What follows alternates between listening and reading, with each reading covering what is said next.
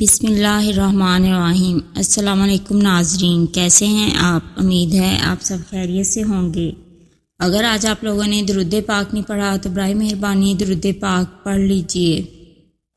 آج کا ہمارا واقعہ ہے بے وقوف کون ہے۔ ایک بادشاہ نے ایک دن اپنے وزیر سے بلا کر کہا کہ ہمارے میں عقل مند تو سب ہی ہیں، لیکن کوئی ایک ایسا بھی ہونا چاہیے جس کے عجیب و غریب سوال و جواب سے ہم سب فارغ اوقات میں محظوظ ہوا کریں۔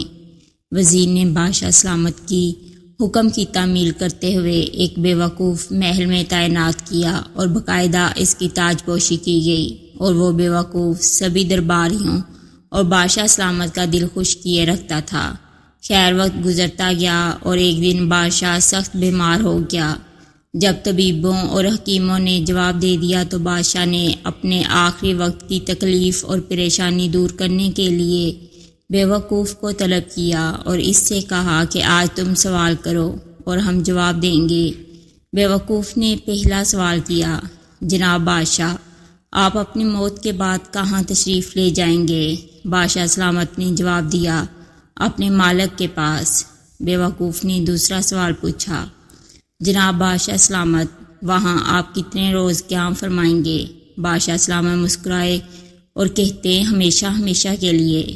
بے وقوف نے اپنا تیسرا سوال پوچھا، بادشاہ سلامت، وہاں آپ نے اپنے لیے آرام قیام و قیام کا انتظام بھی خوب کیا ہوگا۔